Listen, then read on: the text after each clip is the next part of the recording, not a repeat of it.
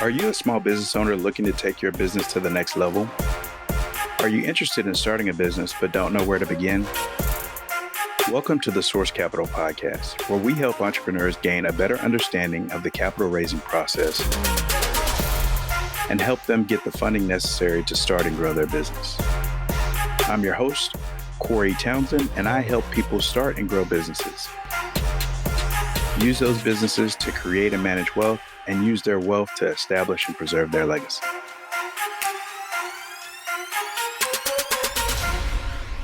How's it going? I'm excited to be here. It's going well, Corey. How are you doing? Good. Other than technology problems, doing great. I'm super excited to have you. In the call that we did with Amberly, you just a kind of brief introduction about you and what you're doing. I think we have some commonality, a little bit of commonality in background. So it's really excited to be able to chat with you and learn a little bit more about you and your new business. Let's start with, where you're from and what it was like to grow up there.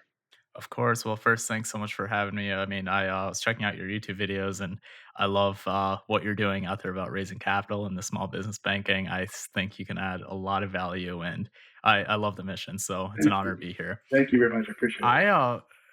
Yeah, of course. I was born in India, moved to the US when I was 5 years old, lived in Minnesota for about 12 years. So grew up in the cold, and I mean, I loved it, but my parents were like, all right, time to move away from the cold.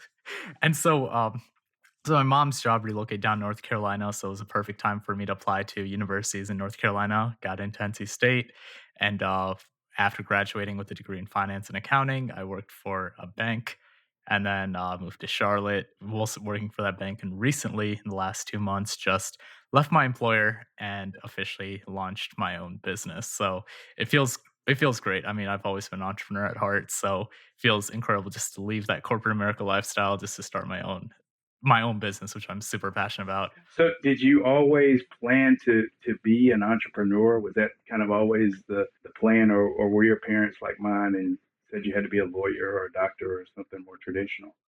So my parents, of course, valued the education and getting a good job. I mean, as most parents would, right? But deep down, I knew that I didn't want to work for someone. But I'm not at all against working hard. In fact, I'm working 3 times more hours now as I did ever. And so it's not the hard work that concerns me. It's the result which concerns me. It's like, cool, I can work so much, and based on the company, you really don't get that much out of it compared to doing your own thing.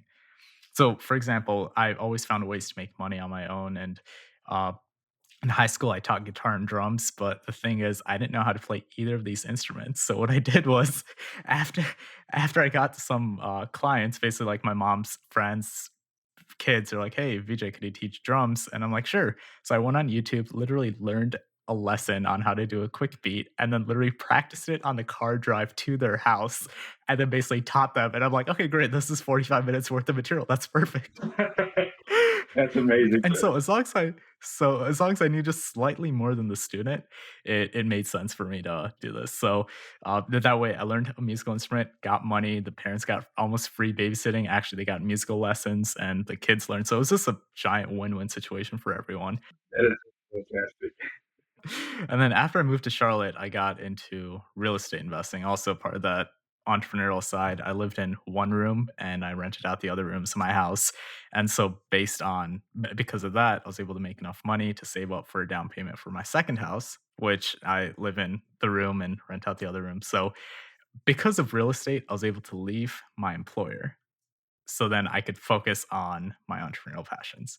Yeah, that's a great point for kind of what I do here in terms of the source capital.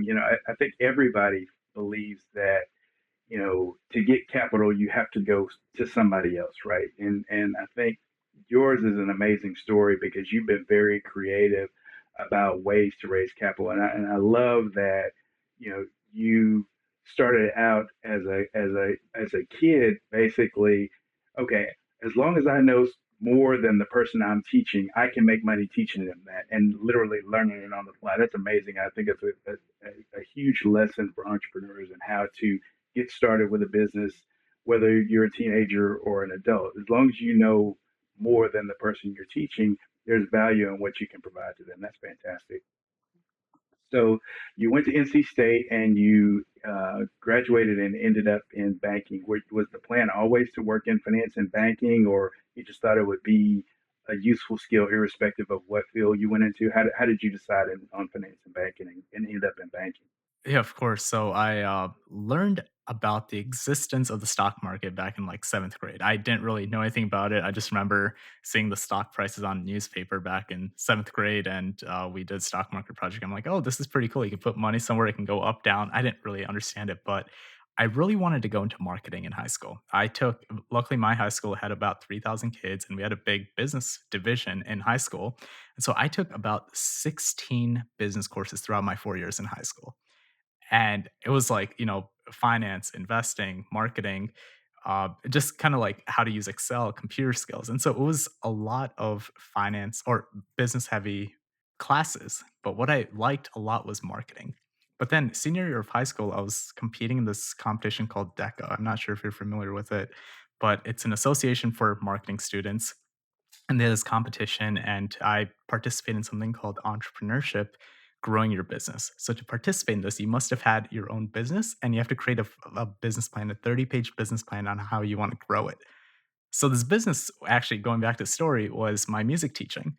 And so I basically create a hypothetical company called Kailash Music School, where I have to put together a 5-year business plan on, hey, this is how we're doing it. We're going to offer summer classes. And so do all the financial projections, the marketing, who the target audience is. So kind of just learning all aspects of the business. And I realized what I loved the most was actually the financial part. And I had no idea. I didn't even realize that until I did that project. Because I was like, oh, marketing's so cool. But I'm like, Excel is actually even cooler. Right.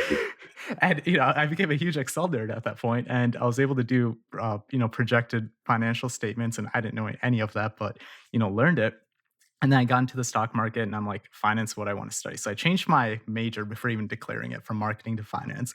And then investing's where it kind of hit me. It's like, you're telling me I could put my money away somewhere else, go to sleep, come back, and then I would have, theoretically made more. Like, of course, it's over a long time period, but that just kind of hit me. And then I started learning more and more about how money works, started learning about debt, how to use debt properly to leverage, and the tax benefits of investing. And I'm just like, this is insane. You can make money work for you rather than you working for money, but work because you want to, not because you have to. Right, right. That's Right. huge, right? When you can work because you want to and not because if you don't work, you put so many other things in your life and your family situation at risk. It's a totally different situation. So you went into banking and finance, and did you start out sort of in an investment shop, or did you start in, because finance is very broad. You can end up in a lot of different areas of finance. I didn't learn that until I got into it. So did you kind of start out exactly where you wanted to be working in the stock market, or did you have other plans in terms of being in finance and No, investment? so a bunch of my friends want to go to Wall Street and all that, and I started exploring that just because finance, Wall Street, that's just kind of the natural. But then I realized I didn't really want to be working 8 hours a week, Right. because I knew I want to be an entrepreneur, and I'm like, if I were to even do that, it kind of takes away from my entrepreneurial vision. So I'm like, okay, let me just do a regular bank, not a Wall Street bank, a Main Street bank, and just work the hours so I could focus on entrepreneurship and investing on the side. And so started working for a PNC Bank, great employer, first employer out of college for me, first and only. And I started working in corporate and institutional banking.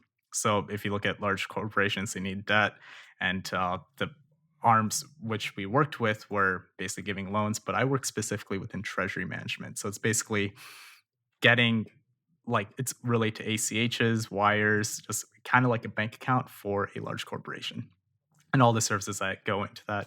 So that's what I did, but it wasn't really where my passion was because I knew it was investment management. So I started studying for something called the CFA exam. Not sure if you're familiar with it. And yeah, so I passed level one after studying for over 400 hours, and I got an interview with institutional asset management in Charlotte.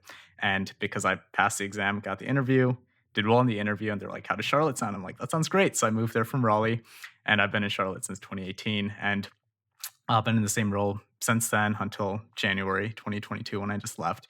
But I knew that's what I wanted to do. But at the same time, I got into trading options, and options trading, it just kind of like, it felt right for me. And I was talking to another fund manager, and we're talking about trading different asset classes. And he gave me an analogy. He said, trading is like dating. You date stocks, you date forex, you date futures, you date options, but eventually you find one that you really like, and then you get married to them.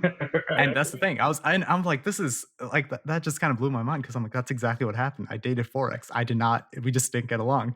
Equities, it's fun, but it's just not that powerful for me.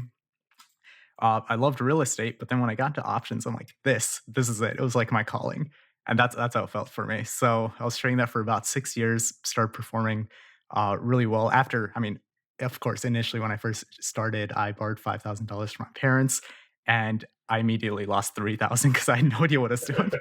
Right. And right. Like if you trade, you know exactly what I'm talking about. But after that, I'm like, all right, BJ, stop being so uh, stop letting your ego get in the way. Put everything on back burner. Let's learn about it. So I spent hundreds, if not thousands, of hours actually learning about options, and I started trading successfully in the last 3 years. And I'm like, I'm on this great strategy. I start pitching it to investors. They're like, yeah, this makes a lot of sense. And so I started getting the legal documents ready, start my fund, and officially launched. Left my employer, or actually after I wired my own money into the fund, gave my 2 weeks notice. And so then starting February, first officially launched it. And as of 2 days ago, I got my first investor to sign the Congratulations. documents and wire the money. That's Thank awesome. you. Thank you. So, yeah, 27 days into the official launch, got my first investor. He's a Silicon Valley based fund to fund manager. And he's like, yeah, the strategy makes sense. And so he runs a fund to fund. So That's he's awesome. planning to invest on that. Congratulations. That's Yeah. So it fantastic. was thank you, thank you. It was crazy. I was not expecting this much momentum in just the first 27 days, but that's so I guess long story short, I loved finance, but it took me a little second to get to where I am, but I always knew investing was the way to go in the last, I guess, 7 to 8 years. So were you doing options at PNC or were you doing that on your own? That was completely on my own. Okay. Okay. And So you that's what I were liked about moonlighting. it. It was so yeah. It was, but what happened was because we were managing clients' portfolios, PNC actually blocked my trading. I actually got Mm. flagged because I was trading 200 something times every quarter, and I was, I guess, the person trading the most, and all my trades have to get cleared.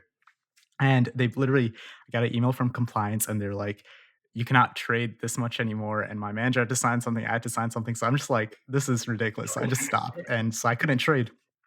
But because of that, I found ways to make other money, and that's how I got into real estate. Because 'cause I'm like, "I'm not gonna stop making money." Right. So I got into real estate, and because of that, that went in a different path. But coincidentally, in the fall of 2020, I got an email from compliance saying I'm no longer restricted for trading, and so I reached out to them like, "Are you 100% sure about this? Like, everything's good to go?" They're like, "Yeah." So I saved it, PDF'd it, made sure I Right. have proof of that. And then I started trading again, and I'm like, "This is it. I found my strategy." Yeah. And so, trade that a little bit more into my Roth IRA, and I'm like, "VJ, you have to do this. This is" so it's like it's your calling, right? Like when you find something that you're just so passionate about, you need to jump into it, Yeah.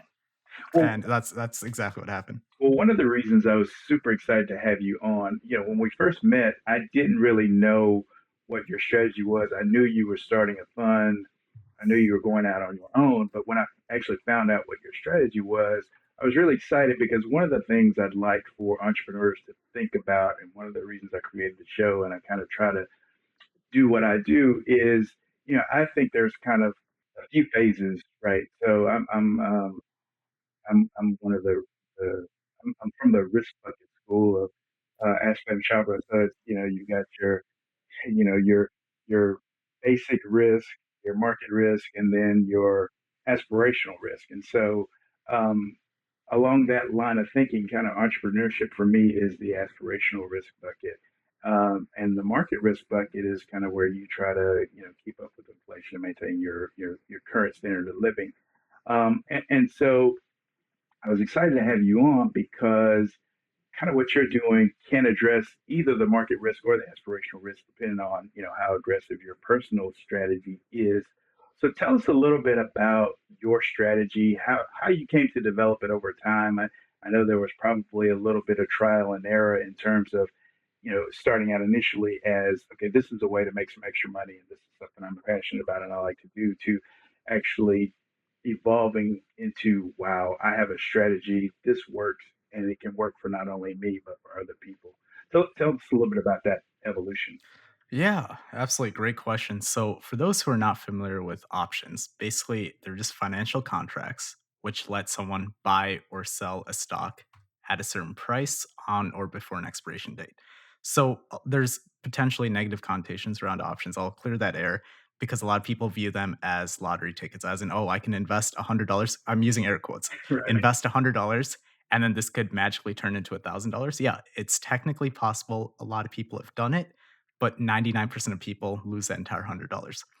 And so basically, my strategy is instead of doing those one off major plays, I want to be consistently generating income. And that's what the strategy is. So if you think of car insurance, every 6 months you pay your insurance premium. Best case, you don't crash your car, but what happens to that premium? You just end up losing it, right? The insurance company makes that money.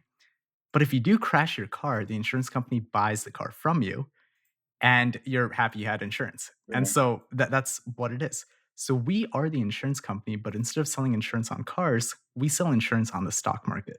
So if the market does not crash, we make 20 to 25% a year. And that's really good returns just in premiums collected. But if the market does crash, we become obligated to buy all these amazing companies at lower prices, which is exactly what you want to do as a long term buy and hold investor. So no matter what happens, market goes up, you make 25%, market goes down, you become obligated to buy it at a lower price. But because you're holding for 20 years, it doesn't matter because you wanted to own these amazing companies anyways. So that's the strategy, and that's what I was doing in my retirement account. And I realized a lot of other people could also benefit from this. But sorry, I didn't mean to cut you off, Corey. No, I was just going to ask, how did you get to that strategy? Because, as you said, there's a lot of different ways to buy and trade options, right? You can either be buying or selling, and depending on if you're buying a call or a put, and not to get too deep into the weeds, but you have different exposures, and so you know your strategy. How did you evolve to get to that point to where, okay, this is something that makes a lot of sense to me. It's something that I could take out to other people and they could benefit from it. How did that process evolve? Because as you said, you started out with 5,000 and immediately your portfolio went to two. So Yeah. how did you And get to that process? it's realizing you're not better than the market. As much as we all like to believe that we are smarter than everyone else, reality slaps you in the face. And it doesn't matter even if you're right about being smarter, the market doesn't care. And the sooner you understand that, the more profitable you'll be in the long run. So, like you said, lost 3 grand immediately. I realized I was doing something wrong. And I'm like, okay, what should I do? So I started researching more and more, and I came across some articles saying, don't be option buyers, become option sellers. And I'm like, you don't know what you're talking about. Whatever. I'm going to dismiss it. It took me losing $3,000 to realize I'm like, okay, there's a reason this guy's profitable and a reason I'm not. Right. He's the reason. He's the one making the 3,000 while I'm the one losing 3,000. Right. So let me put my ego aside. Let me actually learn from someone who's actually profitable consistently, or that's what he claims to be. And then I started learning it and I started implementing some of those strategies in my own portfolio. I'm like, holy crap, this makes so much sense. But the thing is, I thought of this strategy before even reading about it. Like it goes into a lot more details, but then I realized I'm like, why aren't more people doing it? And I started Googling, I'm like selling put options and all that. And then articles showed up after the fact. And so it kind of like solidified my investment thesis. At first, I'm just like, why aren't more people doing it? And I feel like I thought about it myself and then I Googled it and I'm like, people actually do it. There's a real term for it. It's called cash secured put options. I'm like, this is it. It's like you feel like you invented something, but then you got a whole bunch of confirmation bias from other people who are successful at doing it. And then putting the pieces together and then learning about, I guess, the details from other traders on what you should and shouldn't do, best practices, best deltas to sell at, days to expiration, a whole bunch of details. And that kind of solidified my trading strategy. Got it. So let's talk a little bit about the process. You're a serial entrepreneur, but let's talk a little bit about the process for starting your current business and how long it took you. What was the process you had to go through to figure out, okay, well, because setting up an investment fund is, you know, every business is complicated, right? You want to do a restaurant, you got to go out and make sure you get your permits and et cetera, et cetera. So, uh, similar type of process for an investment fund, but maybe a few more layers of complication and regulation. So, walk us through how what the process was like to actually start the business. Absolutely. So I've been wanting to actually start a hedge fund since senior in college. If you ask any of my close friends, they if they ask, "Hey, what does BJ want to do?" Ultimately, they'd be like, "Start a hedge fund." And a few years after graduating, I was telling my friends, I'm like, "I want to start a hedge fund." They're like, "BJ, you're the only person I know who's had the same goal since college." And then eventually, Instagram, as much as people hate targeted ads, I think it changed my life because of all the stuff I'm Googling. I got an ad from a guy named Bridger Pennington. He runs a company called IFS Investment Fund Secrets. And it's like, do you want to start a hedge fund? I'm like, yes. So I watched the ad. and and it was basically like, hey, this is how you legally set up the fund. Because I had the technical background. I understand finance. I understand every aspect about it except the actual legal side. And I'm like, this is exactly where I need help. So I paid for the course. It was $1,000, and I think it was the best 1,000 I've ever spent because it literally walks you through different types of fund structures: the 506B versus 506C. What is it? 3C1 versus 3C7s? All these legal things which I have no idea about. I started learning it, and so now I actually knew what to Google. And they have attorneys they work with and all that. So once I understood the basics and started raising soft commitments of capital, basically telling investors, I'm like, hey, I'm doing this. This is something you'd be interested in. And after getting multiple yeses, I'm like, yeah, there's a demand in the market for this. So now let me go back to my attorneys, get the legal process started. I just threw money at them, like, let's you guys take care of it. I kind of understand it, so I can fact check a little bit, but I trust you. And the legal documents are what takes, I guess, the largest amount of money. But got that started and then went back to the investors. But unfortunately, because I started raising capital back in August or September, and when I got these capital commitments, now I reached back to them in February saying, hey, I'm officially ready to accept capital. They said, some of my investors, they're like, Vijay, I'm actually under contract for a 200 unit apartment building, so I cannot actually commit that capital anymore. So it was a wake up call for me. It's like people are not just going to leave hundreds of thousands of dollars or millions just sitting in cash waiting for you to start because they're going to move when they find opportunity. Right, right. So now is this the goal is to get in front of more and more investors, showing them, hey, I've got this incredible product. Question is, do I want to work with you? Because I can only accept 99 investors, legally speaking, out for this fund. And so it's raising capital from people who I like and trust, and who also like and trust me as well. It's a mutual relationship rather than, hey, please invest in me. It's more of a, I have this great product. Should I let you invest with me? Right. And it's based on our relationship. And that's how I view it. With respect to the strategy, do you view it more as sort of a market risk strategy where you're trying to outperform the market consistently over long periods of time, or do you view it more as an aspirational strategy where you're trying to uh, create incremental exponential wealth and take people's lifestyle from A to B? That's a great question. I think I fall somewhere in the middle. I think it's definitely a market risk strategy, but the thing is, I think it'll perform better than just investing in the stock market in the long run. This is why. During bear markets, you have two different scenarios. Let's say a stock's at $100, right? You could buy the stock as is. Scenario B, with my strategy, you could sell insurance at $95 strike price, collect a $2 premium, and these are two scenarios. So let's say the stock actually drops 10%. So from 100, it goes down 90. Scenario A, you would have just lost 10%. Scenario B, you would have been obligated to buy the stock at 95, collected the $2 premium, and now it's at 90. So you only lost $3 in scenario B compared to $10 in scenario A. So in the long run, if this continues happening, who's going to be better off? Right? Someone who lost $10 or someone who lost 3. And so it actually produces better risk adjusted returns in the very long run. Short term, yeah, you can still lose money. That's where it falls in the market risk, but you won't lose as much money as someone who had just bought the stock outright, comparing apples to apples. Right, right.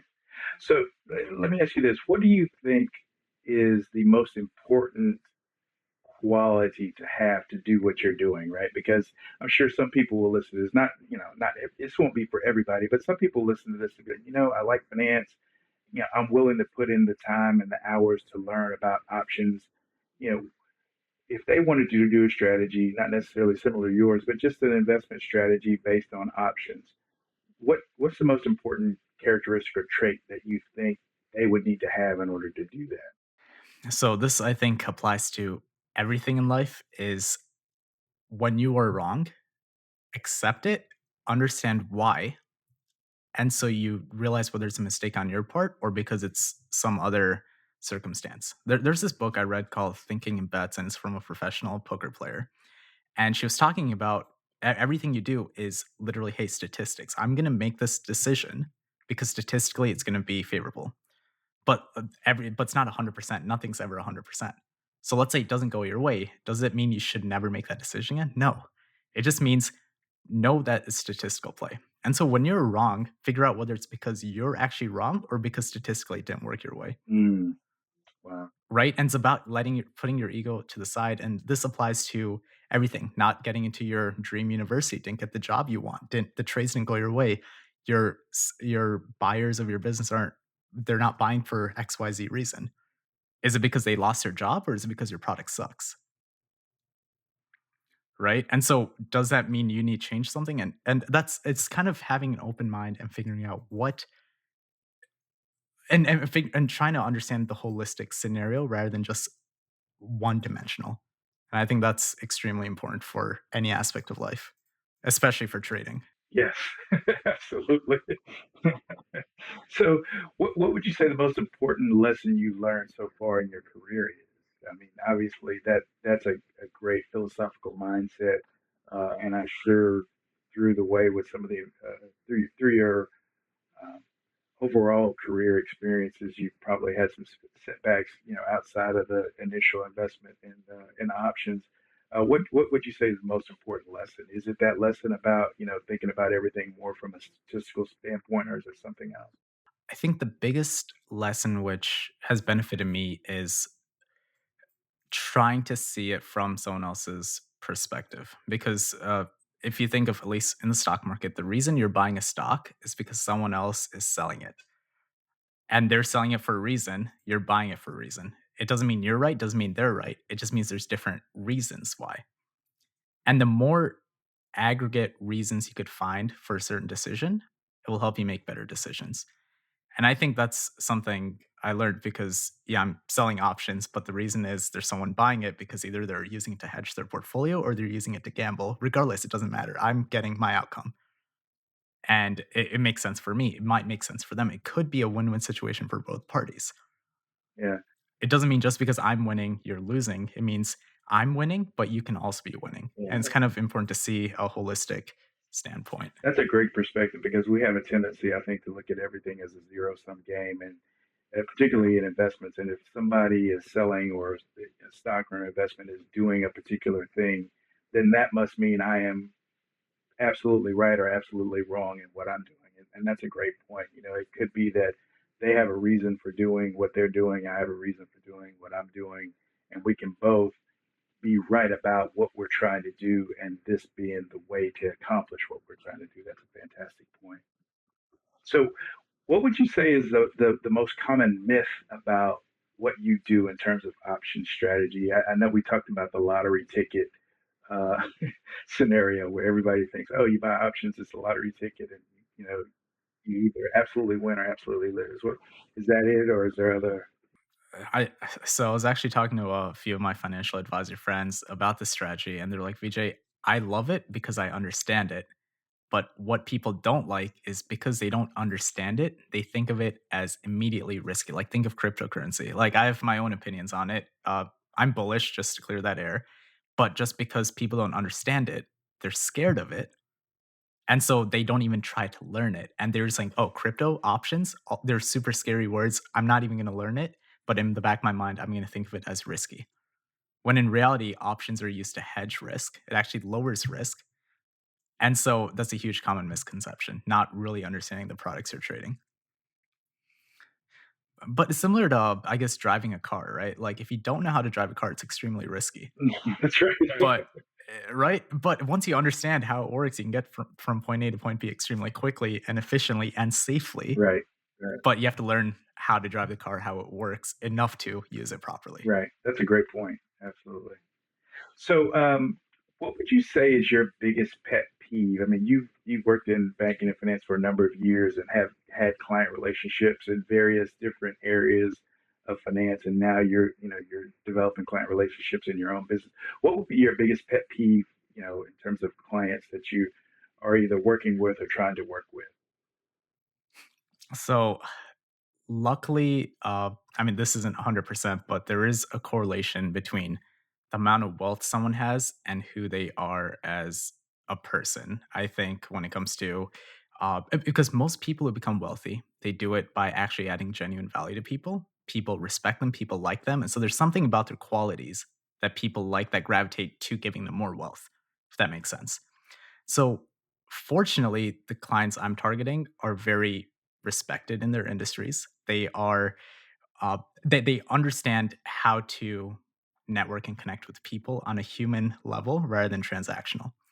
And luckily, so that's I'm prefacing this because my other life, I still run my Airbnbs in Charlotte, and so you find a completely different spectrum of clients who are just price shoppers. They don't care about anything. They're like, hey, this is the lowest cost. I'm going to give you a bad review just because I'm unhappy about one certain thing. I mean, this doesn't happen, but just theoretically, and it happens based on the mentality of different people, and it's like I hate doing that, connecting wealth to who you are as a person, because I don't believe that's 100% accurate. There's always examples on both ends of the spectrum. People who, on average, who usually are wealthier, usually are more giving, and that's how they became wealthier. And so it's kind of my pet peeve dealing with people who are not necessarily grateful, who aren't who have such a, I guess, narrow mindset without the growth or abundance mindset. And that's something, I'm still working on. And I'm saying pet peeve because I notice flaws in myself. When I'm talking to someone, I'm like, Vijay, that is so narrow minded. Think about it from their perspective. And I'm just trying to be more intentional about being open about it.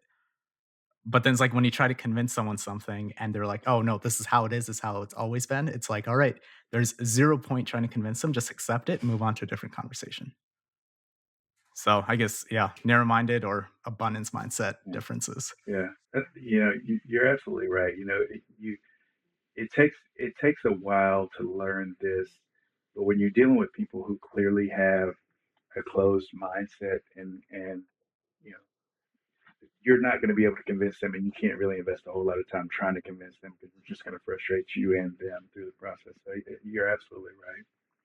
So let's talk about going forward. I always like to ask people, where do you think things will be in your business and in the market over the next 5 or maybe 10 or even as many as 50 years? And you introduced crypto into the discussion, and we won't do a deep dive into crypto, but I would love to get your insights, just where you think things will be in the next 5 years or so, with you and your business markets, etc.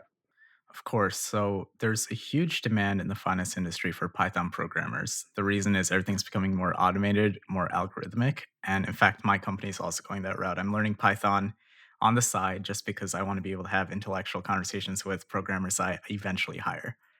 It's that my strategy is extremely mechanical, as in, and systematic, as in, I don't really decide what I do. It's based on market inputs. My spreadsheet tells me what I should do. But eventually, I want to put this on Python connected to my broker so it automatically just gets inputs and trades accordingly. And so I view it as a lot more hands off. Traders, I'm not saying this is going to happen in 5 years, but as time goes on, the actual demand for traders who are actually clicking the buttons is going to go down, but the demand for algorithmic traders is going to go up higher, Yeah, right? People who are able to actually program it. yeah, and I think you could probably extrapolate that out to all businesses, right? In my business right now, we have individuals that collect data from clients in order to evaluate a loan request. Uh, my bank just acquired a company that does, that financial analysis and underwriting. They basically have the client input the data themselves, and they have a computer that spits out a result and tells you whether or not you're approved. And so you're absolutely right. The value is going to be in all businesses in, you know, minimizing the human capital required to get things done and leveraging the computing power to make those decisions faster and probably, quite frankly, a little bit more accurately, more reliably based on a lot more data that can be processed than a human being can process. It's a great point. Great point. So Absolutely, yeah. I usually ask people, if you could start a business tomorrow, what would it be? You just started a business with 28 days ago, so that question is not, maybe not entirely appropriate. But you are very entrepreneurial. I would definitely categorize you as a serial entrepreneur. You still have multiple businesses, So let's frame the question in this way. You've got this business, as you evolve and you begin to hire programs, and perhaps you don't have to be as hands-on in the process. Maybe you spend a few days each month going out visiting clients, raising capital. What would be the next business that you would tend to look at or focus on if you could and had the capacity to do so? Absolutely. So I've always been interested in investing startups, so the venture capital side. And it's something which I haven't explored too much. I just find it as an interesting concept. And, to be a VC, to be a successful venture capitalist, I think it's a prerequisite to have started your own successful business. So when you're actually talking with founders, you could see, hey, are they, because you're not really investing in the product or necessarily the business. I know they're big, but you're actually investing in the founder. And when you talk to them, you get to see, do they have the same hunger as I did? Are they actually as committed, or are they just going to take this money kind of and just lose it? Right? It's like, how resourceful are they? And that's why I love the VC side, but I'm still new to it, don't really understand it fully, but it's something I do want to probably start in the next, 5 to 10 years once the Kailash Capital kicks off. Okay, so maybe fund 7 or 8 might be more VC focused. Yeah, exactly. Right. I'm actually like, even though I just launched Fund One, I'm already thinking about version two Right, of this fund, right. and it's kind of incredible. It's like it's still options trading, but it's a slightly different product set, different strategy. But I think it actually adds a completely different spectrum of products and expected returns and risk profiles available for investors. So it's like you said, yeah, I have this great product. I'm raising capital for this one product, but on the side, I'm starting to explore a second version of this. Well, we would love to have you back on when you launch. Maybe you could tell us a little bit more about it. Where can everybody find you on the old interweb and social media, etc.? I know I did see that you recently launched a podcast of your own. So tell us all about that. Where can we find you out on the interweb? Absolutely. So I launched a website called vijkailash.com, just my first name, last name.com. On there, if you're interested about learning about options, I actually start posting articles on there, very introduction to options. As time goes on, I'm going to start teaching my strategy, more advanced techniques, a lot more details that you can actually implement in your own portfolios. I'm a huge fan of sharing what I know.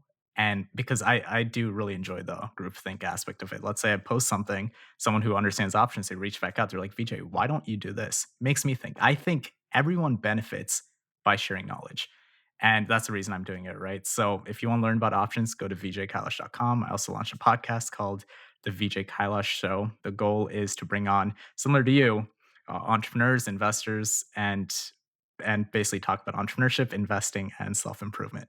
Because I think all three of those go together. At least those are aspects of my life which I really enjoy. Self improvement includes meditation, eating well, exercising, building relationships, investing. It's my professional background. Entrepreneurship as well, but I think to do the investing in entrepreneurship well, you need to have the self improvement part as well. So that's kind of why doing all of that. And lastly, if you are interested in some of my favorite books, I do have a section on my website as well as VJ's recommended books. So if you're like, oh, VJ, what kind of books do you recommend to get started in investing? I have a bunch of those. What are your favorite self improvement books? I have those. And what's your favorite entrepreneurship books? I have those as well. Again, the website, vijkailash.com. Fantastic. Well, listen, thank you again so much. I greatly appreciate it and have loved having you on. Absolutely would love to have you back anytime. Please let me know if you're launching a new fund or just want to hop on and chat. I'd love to do it. Absolutely, Corey. Thanks so much for having me. Thank you.